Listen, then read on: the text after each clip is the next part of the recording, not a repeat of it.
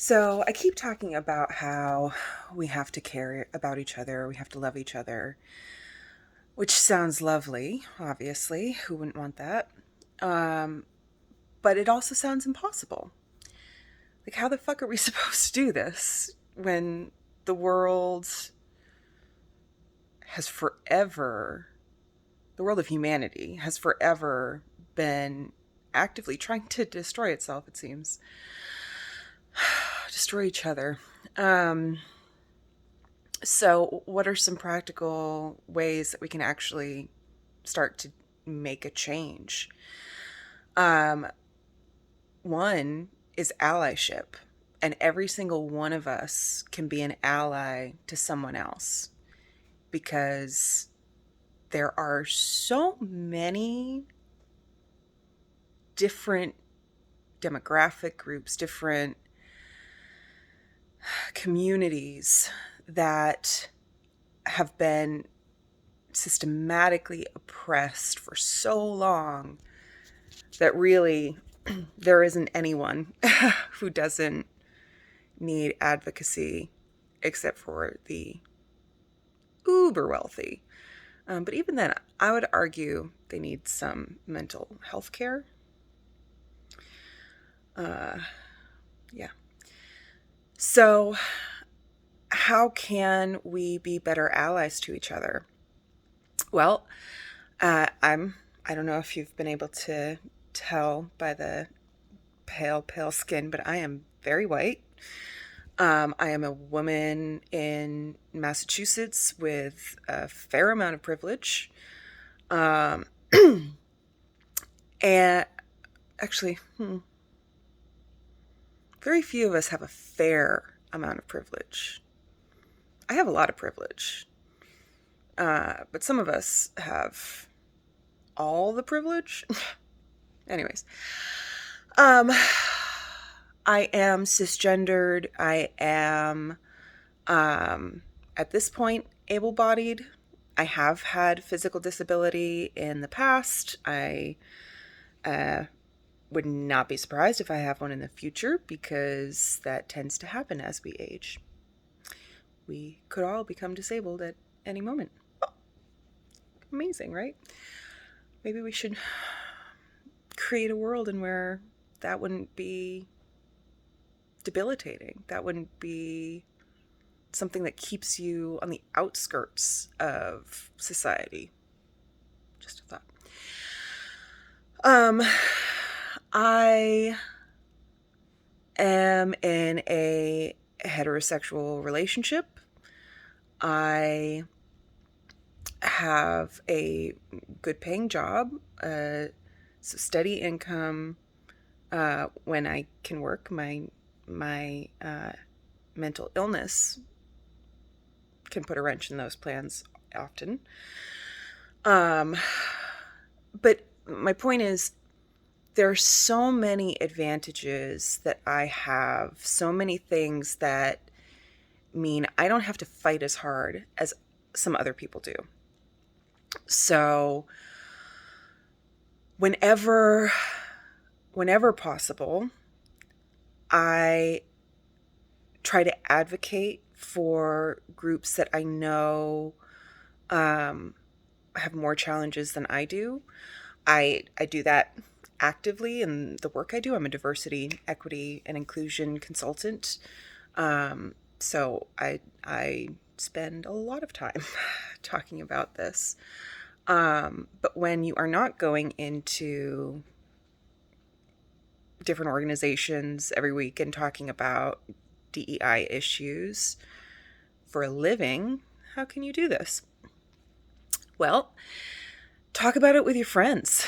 Talk about the fact. Here's some fun info.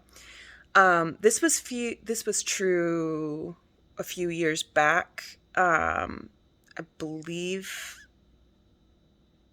Oh, I'm gonna miss. Um, I'm wanting to say it's Pew Research, but I don't. That sounds wrong right now. I think it's something else. I can't remember the source right now, but I can find it.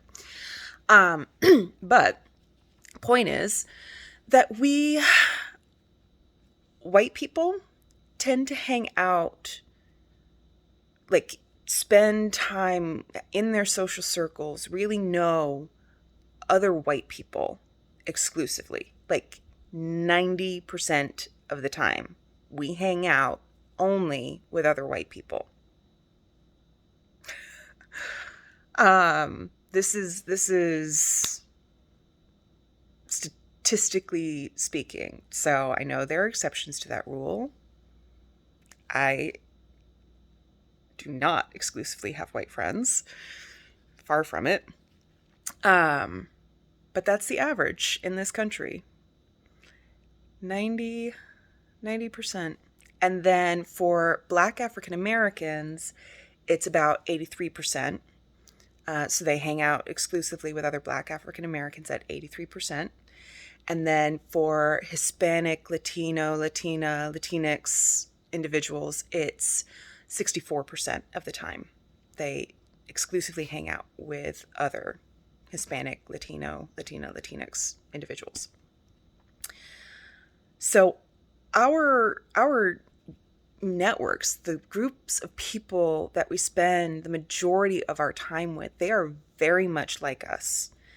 They have a lot of the same concerns that we do. They face a lot of the same issues that we do. And when we're only spending time in these groups of people, we create these echo chambers where we're hearing things that all of us can relate to, that all of us understand, that all of us agree with. But when you end up in a group of people that is very different from you and you have conversations on the same topics, whoa, do you hear a lot of different information? You hear about a lot of different experiences. It is extremely eye-opening. So, one, I challenge all of us to expand our social networks, to get to know people, to really get to know people, not just say hi, not just, chat at an office water cooler thing for like 2 minutes, but actually get to know people who are very different from us. Try to expand your social circle. Try to really listen to the people who aren't like you. And try to create space for them to be heard. Because a lot of times, if you are one of the few or only ones who represents a group that you identify with. So, for example, if I were in a room only of men, there were 7 men and I was the only woman, do you think I'm going to feel comfortable talking about menstruation in that scenario? I mean, I'm fairly bold. I could, but I'm not going to bring that topic up. I'm not going to bring up the way women are underpaid in the workplace unless I have an opportunity to. So if we have people of difference around us, we have to create the opportunities for their perspectives to be heard, for their real perspectives to be heard, for us to really listen and take in what we're hearing, process it, not just dismiss what we hear and can't relate to. I think that happens so often is we'll hear stories from each other. Again, because woman, cisgender woman, I will just use this as an example again. So if I were to talk about experiencing pay inequity in the workplace in a group other than me, exclusively of men, most of them are going to just think, oh, those are one-offs. Those are just coincidences. I bet the guy who got paid more than you was really, more experienced or better educated. Like, they wouldn't say that out loud to me, most likely, but they'd be thinking it in their heads and they would dismiss what I told them. They could hear, I've faced sexual harassment in the workplace. I have been sexually assaulted in a club. Somebody grabbed me when I didn't want them to, and they might hear, oh, well, it was just like, it was just in a club. Everybody's getting frisky, um, and I bet you just took it the wrong way. I bet you're just making a bigger deal of it than it is. My body was violated. That's important. And it is a big deal. It's hard to grasp the indignities and the oppression that other people have to deal with when we never experience it. And it's so easy to dismiss those stories as outliers when we hear them, because we don't hear enough of them. We hear so few of them that they feel like outliers. Let's give people a little more benefit of the doubt when they're sharing their stories with us, and let's actually believe them. Let's consider the possibility that the story that they're sharing with us is real, is important, and is not just experienced by that one individual you're talking to, but by a lot of people who are perceived by the world the way they are, or seen by the world the way they are, and treated by the world the way they are. So, expand your social circles. Really, really listen and keep an open mind. Create the space for those voices to be heard. Bring topics up. That doesn't mean force people into uncomfortable conversations, but bring topics up and create the airspace. So if someone wants to contribute, they can. If someone has something to say about a really touchy, difficult subject, make sure they get to be heard. And then here's the trick now. Do all of that, and then take what you learn. So take those stories. Don't reveal people's personal information. Take the lesson, not the story. That's what I'm trying to say. Take the lesson from that story and spread the information far and wide. Because if this is a new experience for you, if your social circles really do tend to have people very much like you in them, then these are also people who have not been exposed to a lot of people of difference. They really may not have any comprehension of how bad things are for different groups of people.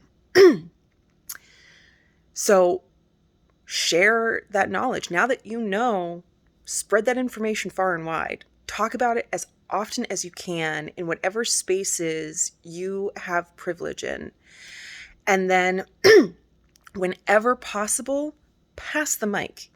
If you have any kind of platform, if people listen to you at all, in meetings, at social events, on social media, wherever it is, if you hold any kind of sway or influence, if people listen to your voice, pass the mic.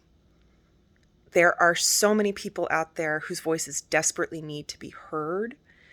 So what I mean by that is, if take a workplace, for example, if you're in a meeting and you're looking around the table and 95% of the people in that room are white and maybe a couple people are BIPOC, Black, Indigenous, people of color.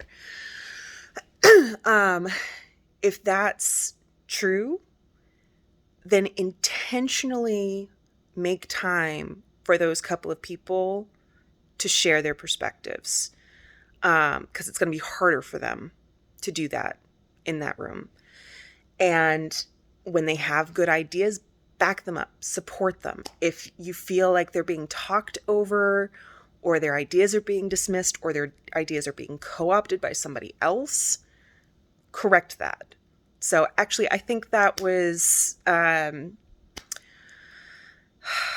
can't think of any names now. I think that was Janet's idea. Bob, I like that you are enthusiastic about it, but let's let Janet explain that. Or, I mean, you get the point. You get the point. I tend to explain things to death.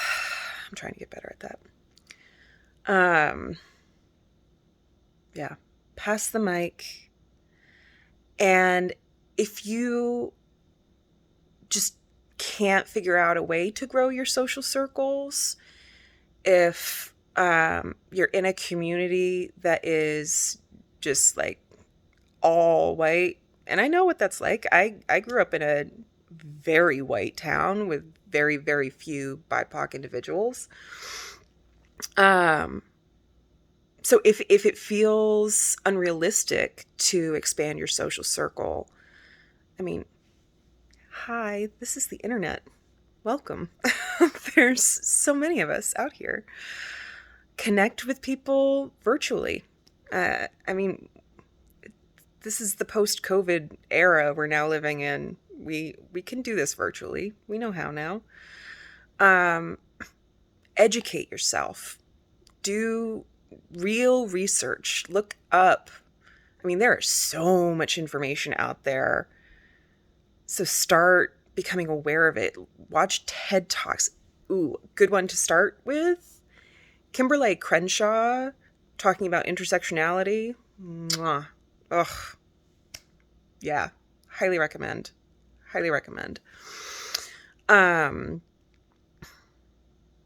Yeah. Educate yourself.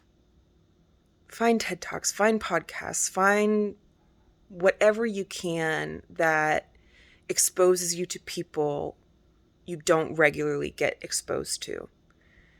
Because the more you do that, the more I think you'll want to be an advocate, the more it will just start pouring out of you. Because the more you learn about the injustices of the world, the more you can see them clearly and see how they are just constantly reinforced by these systems of oppression that American society was built on, and a lot of societies were. The more you can see that, the harder it is to stomach, and the more you want to fight it, and the more you realize there's an urgent need for fighters in this particular war against oppression. Yeah, I'll leave it at that, I guess. Each one of us can be a better ally, and it's up to us to do that for each other.